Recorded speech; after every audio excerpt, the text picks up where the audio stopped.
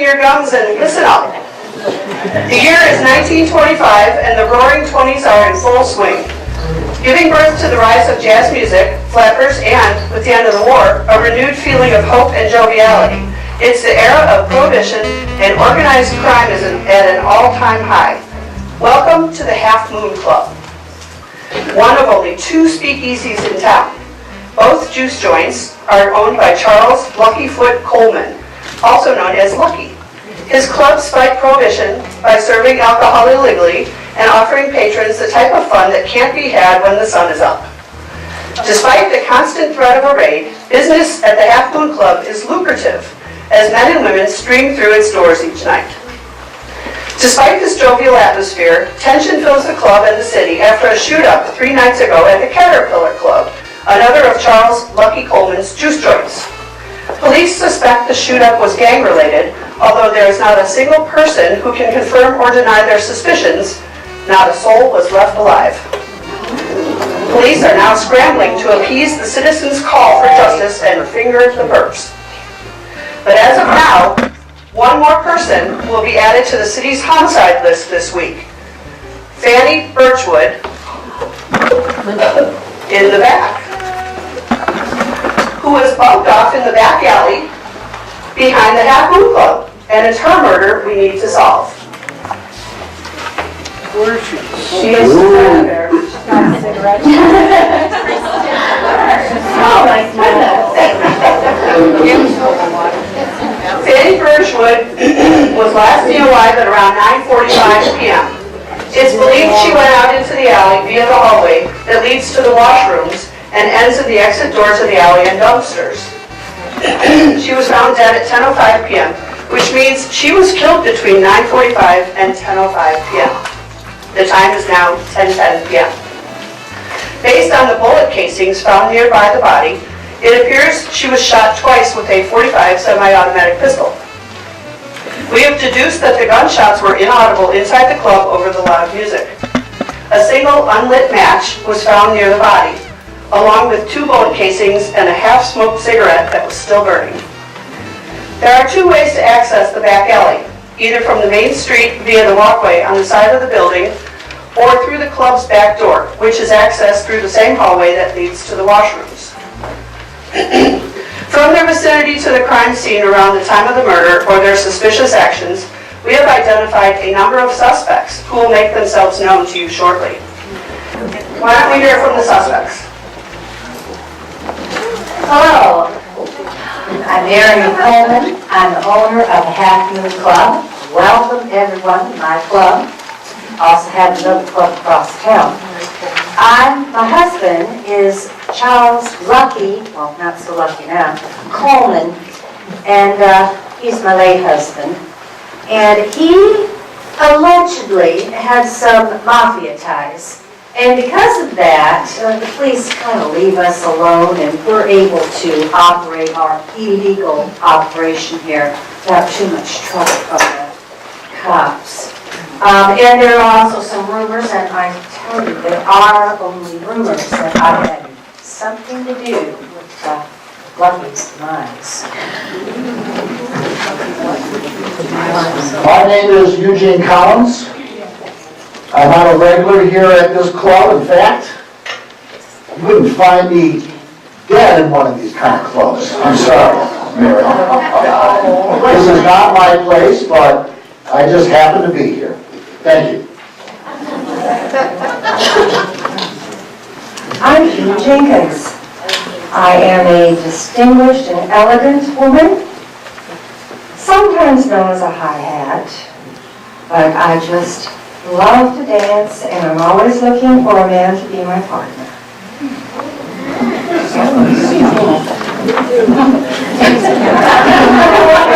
My name is Ruby Miller.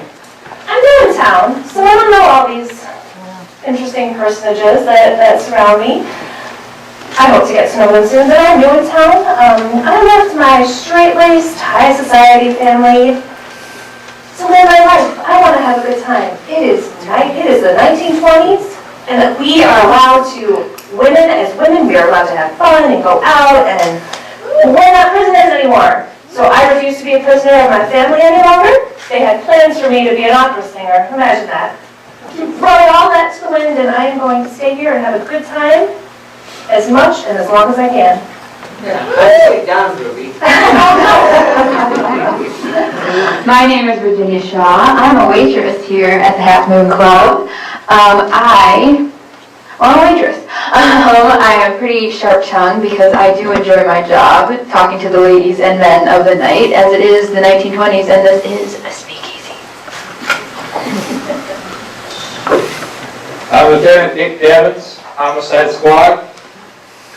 Didn't think I'd have to come here to work tonight. I came here to collect for Mrs. Coleman for the Police Benevolent Society. Very generous with their contributions lately. I am Hazel Turner, and I am saucy, and I am sassy, and I will give any man a run for the money. I love to dance the Charleston. I love my jazz to be loud, and I like my whiskey to be strong. I'm Arlene Logue. I'm the bartender at Half Moon and Caterpillar Club. And don't listen to any of them because I know all their secrets. They all talk to me. And if you need the best drink mix ever, you need to come to me.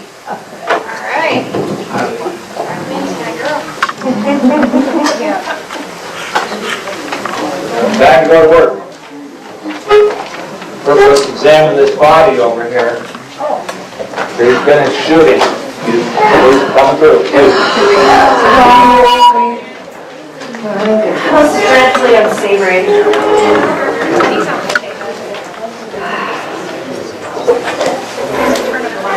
Done in with a 45.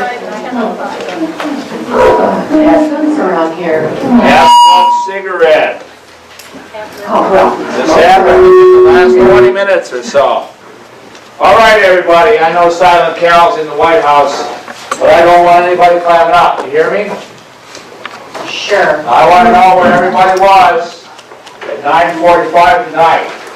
Well, Marion and I were together. Yeah, I was over at the bar talking to her about how popular our new rum was. Well, I got some right here. You want some? Mrs. Coleman, I'm working now. Of course I will. Of course you did. Every night. I'll answer your question, Detective Dick Devens. Devens, sorry. Detective Dick Devens. I was standing outside the front of the club when all this happened, and I was pulled in just now. And I don't want to be in this unsavory, dirty place.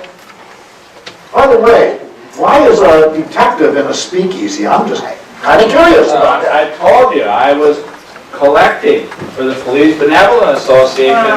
Mrs. Coleman here has always been very generous with her contributions. The boys and I really appreciate it. Well, I know Mrs. Coleman here. I mean, people unfortunately have the bad habit of waking up dead around you, but I know that you don't know a thing about this, do you now? No, I don't. It was a heart attack. That's what the doctor said. It was a heart attack. Well, this looks like hard work. You keep the joint juice coming, doll face.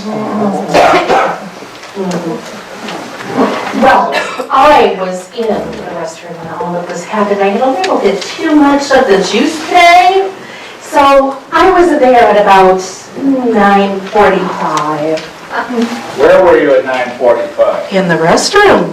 In the restroom. Were you resting?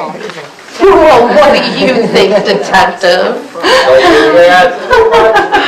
I just had a little bit of juice, that's all. Just keep my spirits up. Great. I have to keep my spirits up. Detective, Ah. thanks to this, you know exactly where I was last night. Oh, of course I know where you were. I was talking to you for what? Probably about a half hour, all the way up until when you announced the murder. Oh, that's right. We were talking about all kinds of things. Terribly interesting thing. No. That's not quite true. Not quite true. No? No, I saw her go over to the doors, front doors, before anything happened to Fanny. And she opened those doors very carefully, and she poked her head outside, and she looked both ways. And then she slipped outside and closed the doors behind her. And she didn't come back into the speakeasy here until a half an hour later. I will attest to that. I will attest to that. Who are you talking about? Who are you talking about? Virginia. Oh, Virginia. Virginia. I was standing outside the club, and you came outside, and you saw a couple people, and you hid behind a tree like you were hiding. Am I right? I did go And then outside. when Hazel and who was the other person? Arlene walked back in the club, you followed them back in. Am I correct? That's who we heard. I will admit that my dear boss right here is correct. I did go outside, but it was because I saw Arlene and this woman right here sneak outside to discuss something. I don't know what they were talking about. I saw them exchange something. And of course I was curious. We had a shoot-up at the other club the other night. Why did you hide behind the tree? I did not want them to know. I was suspicious. Well, I did see the both of them talking about something, but that's all I can say. Well, you know, Arlene, Now, you and Marion. I were sitting at the bar, but you kept looking at your watch, and you were looking very nervous. Now, what was that? I actually had an appointment at 9:45, but you were coming to talk to me, and who can run away when their boss is talking to them? You can't just go away and not work. So I continued to stand there and talk to you until you finally stopped talking. Stop giving instructions. And then I left. It's very interesting that you say that, Arlene. At the time of this unfortunate incident, I myself, and I know you don't consider me a suspect, but I'm just here to help, so I'll tell you what little I do know. Well, wait, I would consider it. You tell me what little you know. Yeah, I was in the ladies' room, and as I exited, I shared a smoke with my dear friend June. That's correct. We were together, and I had run out of matches, so I had stopped to see Arlene at the bar, and I waited a good 5 minutes, at least, standing at the bar where she was nowhere to be found. Making drinks that taste wonderful take a few minutes. We weren't there. We were at the bar making drinks. Let me get this straight now. You can vouch for her. You can vouch for her. You can vouch for her, and you can vouch for me. But you can't vouch for her. Oh, Ruby was up at the front door with her chaperones.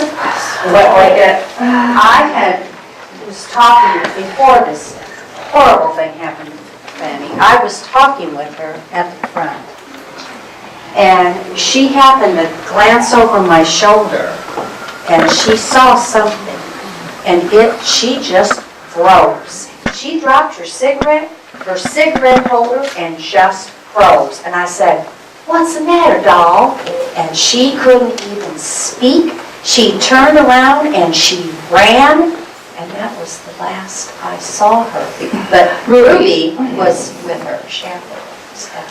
But Ruby, honey, why did you go and get some more matches when we were together smoking? You borrowed matches from me. Did I? I don't remember. Well, you took my matches because I didn't have them anymore. So how come you needed some more matches, Dolphins? I probably chucked them into my handbag and proceeded to drink a little more of the giggle water. What else is in your handbag? Somebody is going to go away tonight with a new set of bracelets. I'm going to find out who is involved in this. Now, this Oh, Dad, you're Fanny, such a wet blanket. this Fanny, I know I had seen her somewhere before. And my memory is coming back to me now that I've stopped drinking the giggle water here. Ron Barleycorn has a way of making people forget. Well, bathtub gin will do that. I saw the deceased last night at police headquarters. I didn't think anything of it at the time. I was leaving duty. I was going home, but she was She down was an there. informer. Marion, you had a snake in your midst. What? Do you know why she would have been down at the station house Exactly. last night, ma'am? Well, She's hot. no, I used Fanny to run errands for me. She was good at it, too. I heard about this new racket that was coming into town, the Carsons. And they're coming into town, and they're getting up with the new weaker gangs that are around and taking them over. So, well, there was this man, and he wanted to meet up with me over at the Caterpillar Club. And so I sent Fanny. And she went over there, and then we heard that the Caterpillar Club, everybody had been killed. So the next day, she shows up back here at the Half Moon. And I pulled her into my office, and I said, "What's going on?" She said, she went over there, just like I told her to, but she says, that man that you were supposed to meet with never showed up. So she managed to escape out of the club before everybody got killed, but she said somebody saw her. And there were some people following her, and that she was afraid of them. And I said, well, can you describe them? And she said, no, but the leader who was out front had on a pinstripe suit, a Tommy gun, and was a woman. Oh, my goodness. Now, I only knew Fanny for a short time. I met her, about 4 months ago, I would say, but we became very fast friends. And I remember the night that I was talking to her, and she said she was going to go to the Caterpillar Club, and I asked her who she was going to meet, and she said, oh, it was the gentleman of the most wonderful kind. And I was about to ask her who she was going to meet when you came around, and I had to change the subject. Well, I don't know. But then, I heard about what happened at the Caterpillar Club, and I was real nervous because I knew she was supposed to be there, and I knew she was supposed to meet somebody. But I was so glad that I saw her last night, because I knew that she escaped that terrible, terrible massacre. But she seemed very on edge, and she just was not the same. So why did you send her over to the Caterpillar Club then? Well, I wanted her to meet with this man and find out about the car slows, because I was afraid that they were going to come in and try to take over my territory. After Lucky had his heart attack. Oh, I bet it was a Have you heard of that? Yes. After he had his heart attack, I decided to take over the business. Oh, of course. And I took over both of the clubs. And, some of the other bosses weren't too crazy about having me as the head honcho, so to speak. And I think perhaps the Carslows had it in for me. I really think that they were thinking that Fanny wasn't going to show up, but I was going to show up. They were out to get me. And I'll tell you, a couple of nights ago, somebody broke into my house. you did. Yeah, they did. I don't know if it had anything to do with Fanny or not, but they broke into my house, didn't steal anything, but they were rummaging through my bedroom and through my drawers, and, I don't know what they were looking for, but, They were looking in your drawers, for your drawers?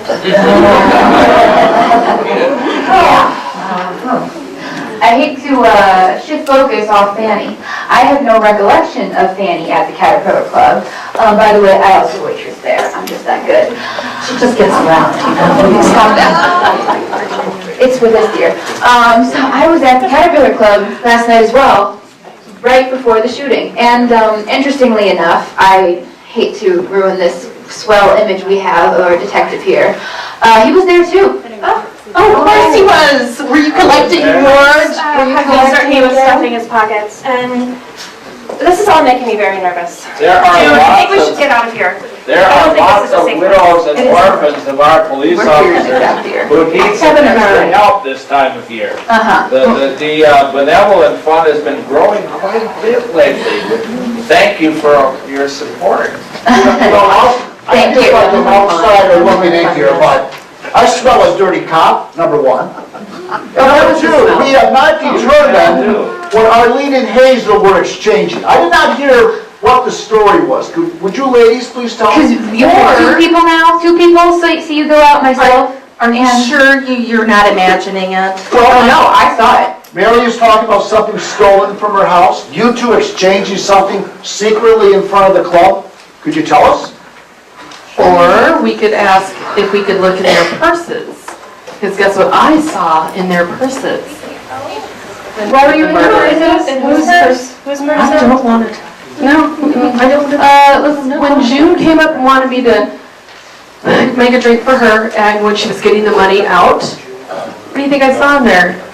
I know money. what you saw in It there. was minty. I'll bet you saw a gun. And I'll tell you why. Look at that. Because Police business. the day before Lucky had his heart attack,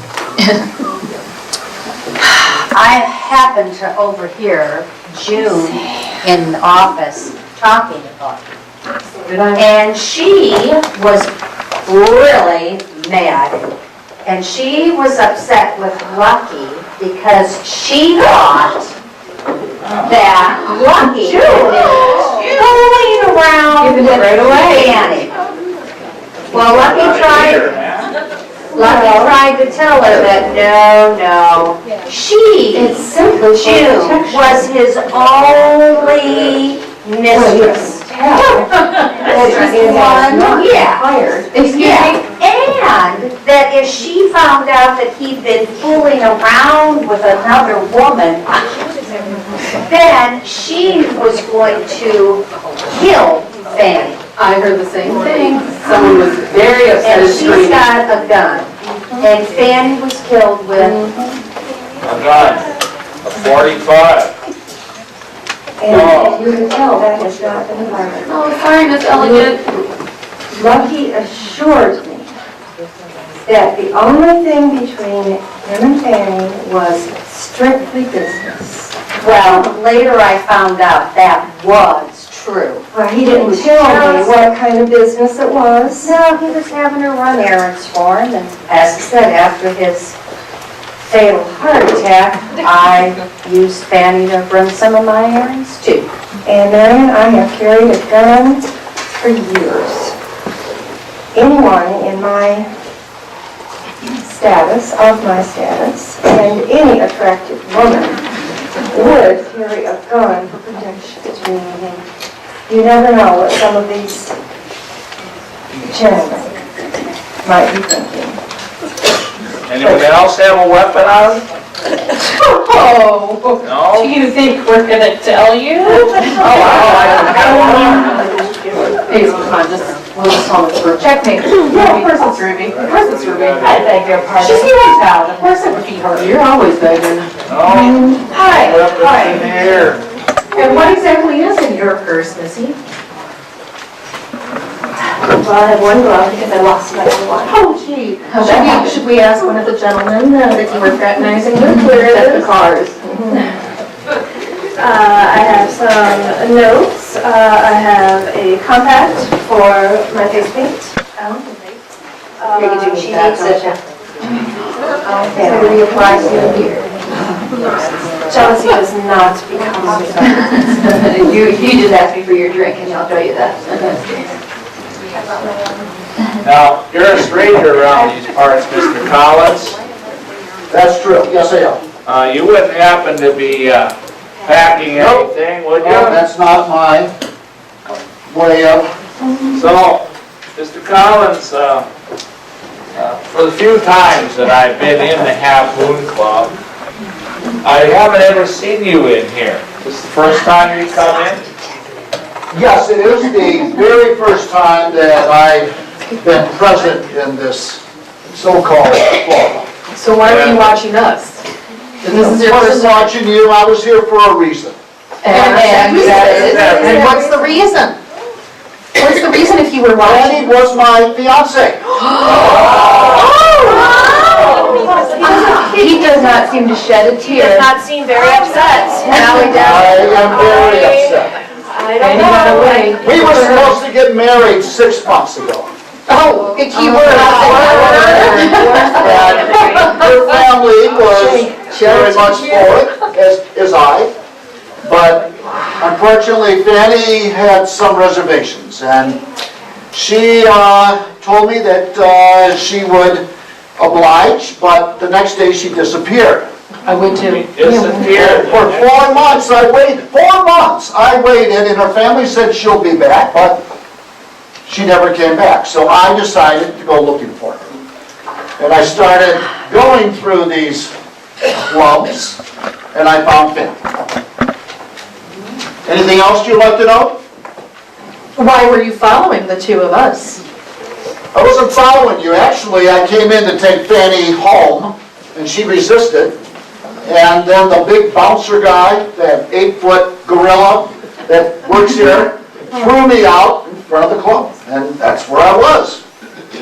And that's where I sighted you two. All right. And that's where I sighted you hiding behind the tree. Sick.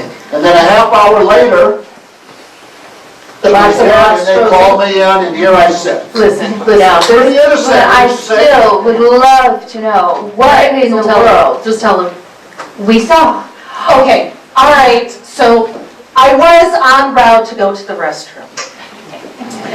But then, you see, something in my past happened, and Marion is not a very nice woman.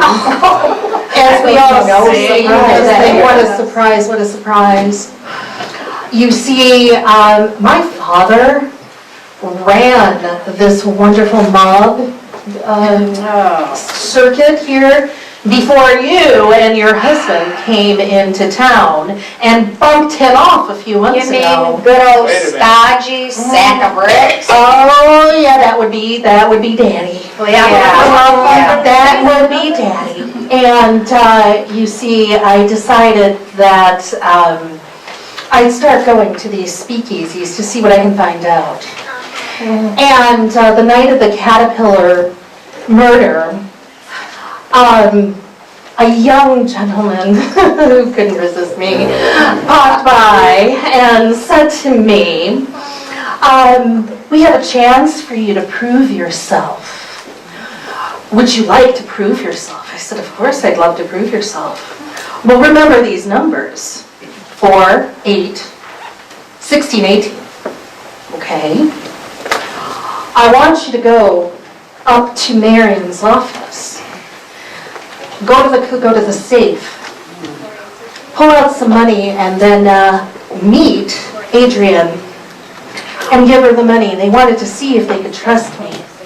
From the Caterpillar Club, the money from the Caterpillar Club. No, the money in the half They moon. fired. Yes. I was quitting anyway. Oh, You're going on. so Hazel, No. now I know what that was all about. Well, what was it all about? What are you talking about? As I said, Ruby took my matches. And how is that all me?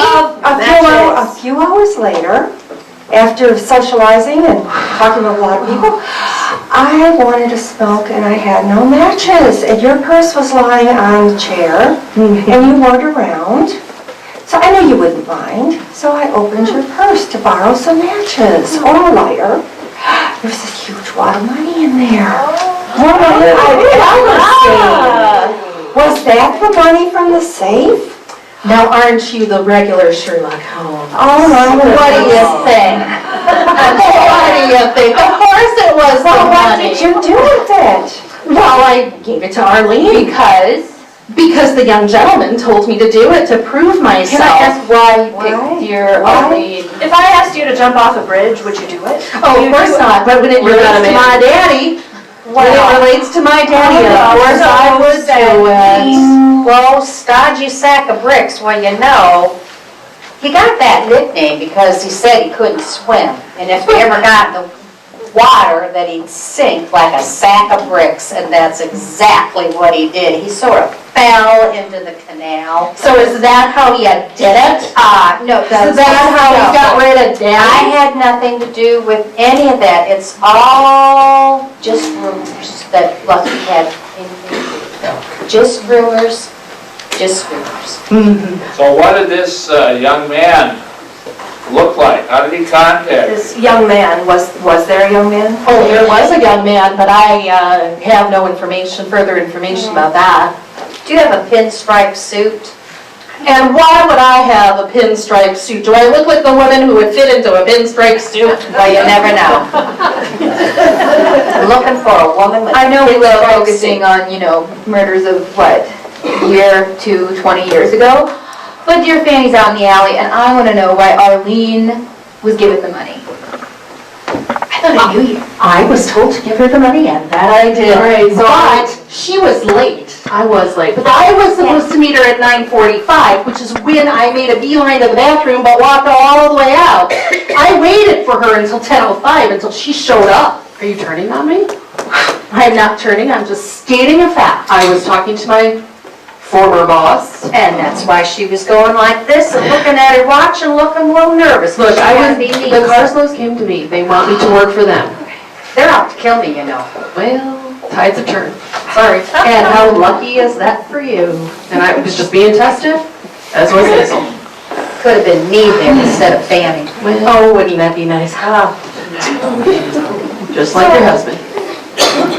So Dad, I just want to get back to this because obviously I'm not a suspect here. No. I also, Lying to yourself. You keep saying that. like June, I also carry a gun in my purse. Let's see When I it. was asked, I was interrupted and not to show you, but you can clearly see, also like June, that it was not fired. I told you. Couple of ladies here have the gun. It's a dangerous city out there Okay. for a woman on her own. And I tried to Absolutely. prove to my parents You're that I lying don't yourself. need these wet blankets hanging around me every place I go. I can take care of my own stuff.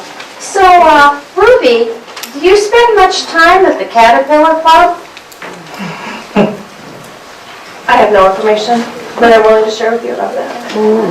I do. I don't recall. So as I said, I was talking to the detective here at the Caterpillar Club. Pretty normal to see him there, as lovely as I know we all think of him. And I was serving him, and Arlene, you work at the Caterpillar Club, right? I've seen you there a few times. Yep. Uh-huh. Yep. And Back and forth. you were nice enough to tell me that you were not coming in that night. I figured you were sick or something. And told me to go home early. I saved your life. I guess you did. Is that how you're gonna repay me? Somehow you knew. Anyway, I was happy enough to go home early. I was tired. But right before I clocked off, the detective left as well, kind of in a hurry. And as I was leaving, your pinstripe soup lady walked through the door with about 4 or 5 men around her. Thought it was odd. Walked out the door, and that's all I know. But a few minutes after I left, apparently, that's when the shooting happened. Look, I was just told not to be there that night. Virginia, I did you a favor. That was it. You were told by your new bosses? They're not new bosses yet. We're working out a deal. So, you were told by them? This is so tedious. Arlene was saving my life, but I think she has some new connections we should look Well, into. then, Can we please get back to having fun? Arlene, do you always wear those pants? Because I see you almost every time that I'm in here, which is a lot. Do you wear those pants? Do you wear pants all the time? How about a pinstripe suit, sweetie? I have no answer to that. So unladylike. It's the 20s. Arlene, as much as you're not making me very comfortable right now, and again, we've worked together a long time, I don't think I've heard enough about Ruby to feel comfortable with this night. Because we know about you. We know about you, dear. We know about you. And you three as well. But Ruby, what were you doing there? that night, besides stealing June's matches? I went to the ladies' room, as I said. I availed myself of the facilities, as one does. I shared a smoke with June. Yes, I pocketed the matches. I apologize. I'll get you back. Quite all right. I might have left them sitting on one of the cocktail tables. I really don't know. Next time I looked for matches, I didn't have any. I went to the bar, seeking you. You weren't there. I stood for a good 5 minutes waiting. You didn't show up. Why aren't you talking to the bartender, Arlene? I mean, here's a person I'm that talking to her. probably hears all these stories while people are intoxicated. What have you heard that night? Anything you can share? All I know is June wanted a drink. Of course, she's gonna come to me. I made the best drink ever for June. She had to pay. I saw the gun. Sorry, June. All right. Ruby was there. Her purse opened up. I saw the gun. Ruby's a little bit newer. She tells me a few things, but still don't know a whole lot about her. I know she was gonna be a singer, but now she's wasting her life. Good going, Ruby. I'm not wasting my life. Life is short. Did the war prove nothing? I am here to enjoy every day. You know, one person that we've been concentrating on each other over here. And I've been thinking, here's this jilted fiance. You know, I've never seen before. We didn't know. Fanny, who's here all the time, we didn't know she was engaged. You know, Never said maybe you anything. just Would decided oh no. And he's awfully quiet today. Sack of bricks. But anyway, you know, maybe he had something to do with this because he was trying to talk her into going back with him, and maybe she just said, forget it. Would you mind Maybe telling he us just again? didn't like that. That No. is so lame. Why would I kill my own fiance? Why not? Because she threw you over. And why haven't we ever seen you here before? Yeah. Sounds like a man. Because I would never fruit with a club like this. I just- Danny started drinking the club after you guys got together? So how did you meet Fanny? Mr. Detective. That's information I'd rather not share. Right? He knows nothing. Suddenly becoming the box of rocks. And where were you between 9:45 and 10:15? I was standing outside the club waiting for Fanny to exit so I could grab her and take her home. Grab her, you said. You didn't know how to control Well, it. you know, she saw someone over my shoulder and took off. I think we're at a point where we may ask this fine audience here if they have any questions. Because you can see that I am completely innocent. I'm innocent too. I have nothing. You are really going up the wrong tree. This is ridiculous. I should never have come to this 2-bit juice joint tonight. You can be sure I'll never be coming back here. No, Hazel has my spectacles, You cheaters. my lipsticks, yes, my cheaters, and I don't use them that often, and a compact, and my handkerchief. Now, Officer No, Dicky Boy over here, she has all the money Yes, ma'am. I take them. did you, and I know you came into my club all the time, did you ever go over to the Plymouth Club? Oh, yes. I went there regularly. Now, didn't take Fanny, contribution. didn't Fanny go to the police station? Yes, she was there last night. I thought nothing of it at the time, but I remember seeing her as I was leaving. It's because you don't think a lot. Yeah. Maybe he's the rocks, the box. Okay, we're missing something here. Who Yeah. isn't telling us enough? Because we're not getting out here till we know. And who's been asking us all the questions and hasn't quite been talking? That would be Mr. Detective. Mr. Dick. We understand your contributions, of Yeah. most of which I got. Now, what's your real reason for being there? Being at Caterpillar Club. Being at Caterpillar, being at Being Half here, Moon? Moon, everywhere. Yes, we understand that the money comes aplenty, but why are you really here? What brought you here tonight? Oh, It it's came awfully quick.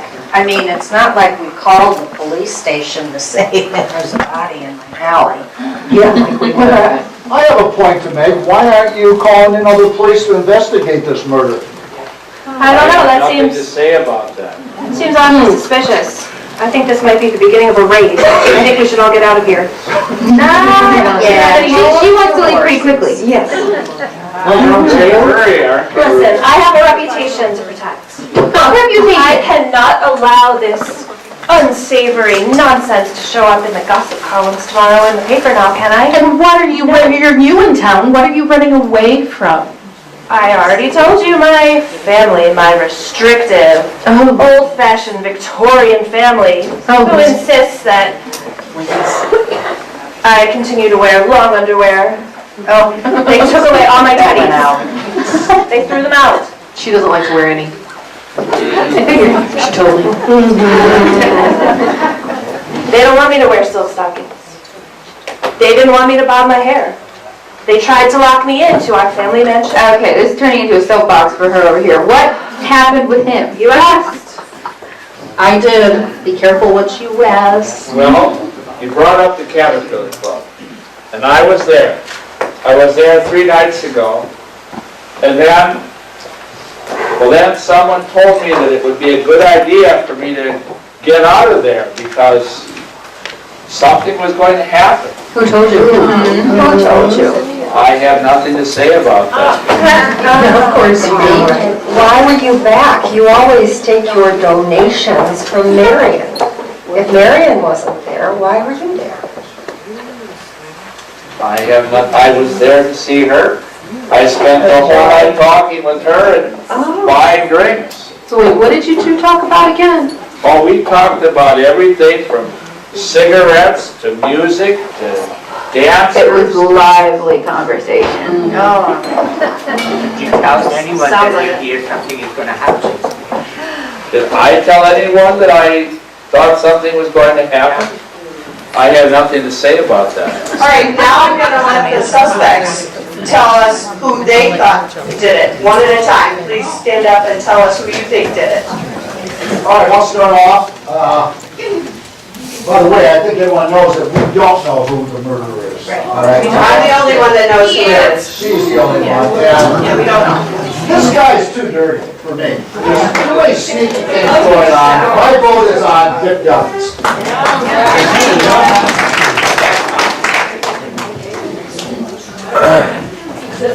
I think that Dick did it too because he is, first of all, look at him. And second of all, I'm sorry, you were standing up asking all these questions, but you were deflecting from yourself. So I'm pretty sure it's you. And it's between you and June, but I think it's you. I think it's June. Okay, I also think that it is Dick. Because he was constantly asking all of us, but he never let us ask him. So, sorry to say. He thinks he did it himself. That has happened. I think You don't That, have much information.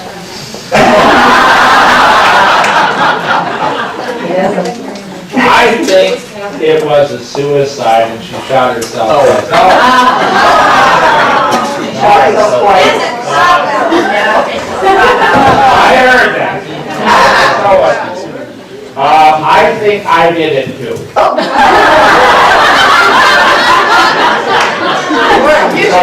Because I saw the dear departed at the police station right before her death.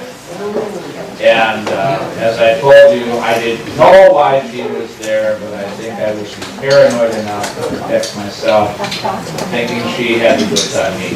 So I blame myself. Come on, Ruby. I just want to say that I think all of you are very foolish, and I think you are underestimating the women in our midst. Because clearly, the only person who could have done it was June. Absolutely.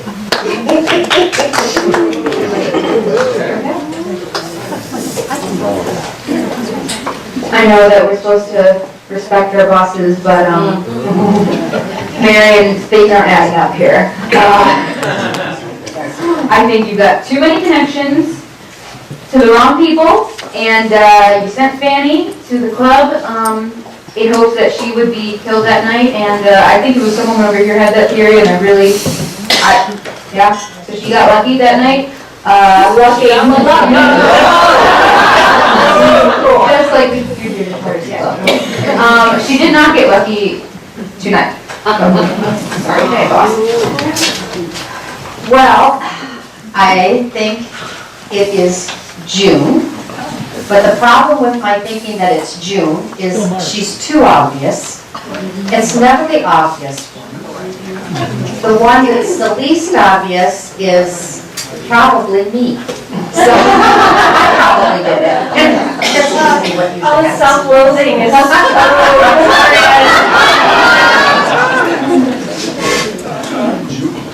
Well, I think it was Marion also. Of course she does. Yes. Well, she had sent Fanny in her place, thinking that Fanny was going to get wiped out. And some of her other things just don't quite add up, and so I just think it's her. Okay, Laura, are you ready? Yeah.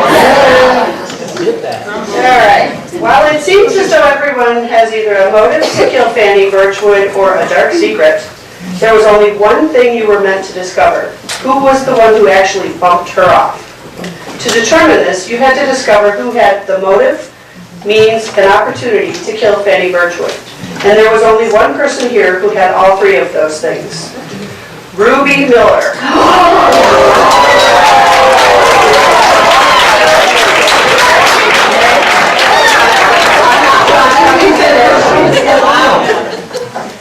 Please have a seat, Ruby. The police will be here shortly. It's right here!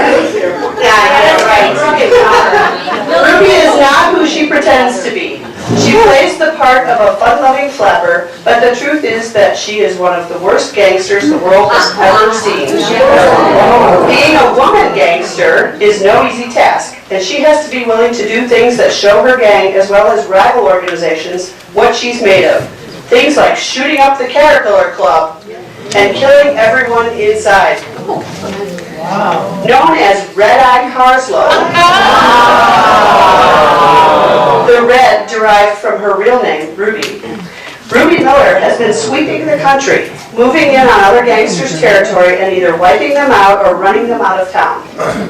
Based on how easy it was for her scout to convince both Arlene and Hazel to backstab Marianne Coleman and join the Carslows, she knew it wouldn't be hard to take over the Coleman gang altogether. The Carslow gang thought everyone in the Caterpillar Club was dead. Fanny, who was there to meet someone on behalf of Marion, hit the ground when the bullets started to fly. Moments later, a man fell on her, dead. Barely able to breathe beneath the dead man, Fanny passed out briefly, and when she came to a few minutes later, the barrage of bullets had stopped and the Carslow gang had retreated. Fanny escaped from under the dead man and made a run for it. Red-Eye Carslow is no fool, though, and she left behind a member of her gang, dressed as a hobo, to watch the police investigation.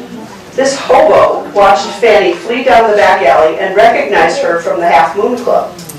The gang decided to stop by tonight and have a little chat with Fanny Birchwood to determine what she knew and whether she recognized Ruby. It was clear from her reaction to seeing Ruby tonight that she did. Red-Eye Carslow is not one to let others do the dirty work for her. She enjoys getting her hands dirty far too much to let anyone else have the fun. And so she followed Fanny to the washroom, and when she was alone, pulled her out into the alley. There she lit a cigarette for Fanny, dropping her second last match in the exchange. Fanny hadn't even finished her cigarette when Ruby shot her. Ruby Miller then returned to the hallway where she shared a smoke with Marjorie, and poor Marjorie. Who's Marjorie? Don't know who Marjorie is.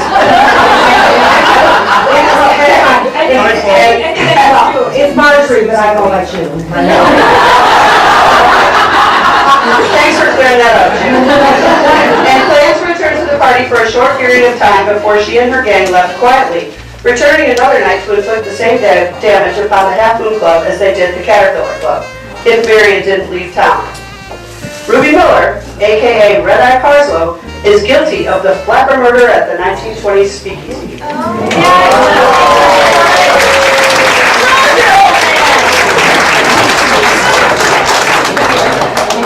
So I'd like to, before she gets all the way, I'd like to introduce all of the suspects in their real names. The murderer is Sarah Pratt. The waitress is Emily Betts.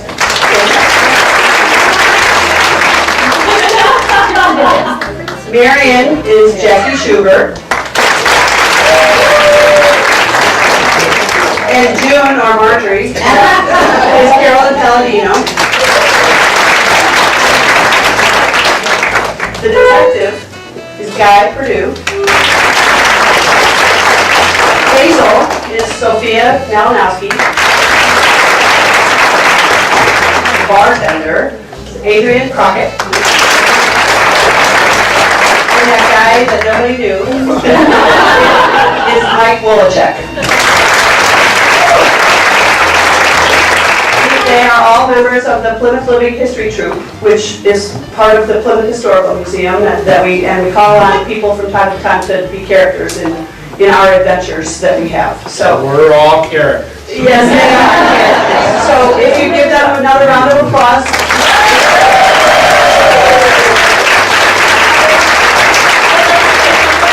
Oh, Ruby wants to defend herself. I don't want to defend myself. I want to tell you all that you're all very gullible.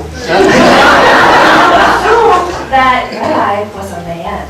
No, Red Eye is not a man. I am Red Eye. No one asked me if I had any additional guns on my person, because I do. I always I never travel with fewer than 2 guns. And I keep another one in my garter for just such occasions as murdering snitches that could expose me. And I would like you all to know that anything a man can do, a woman, me, I can do 1,000 times better.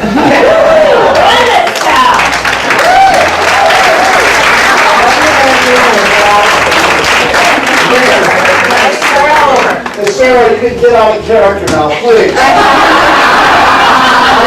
Give you the chair. All right, well, that concludes our murder mystery. Thank you so much. I hope you had a great evening.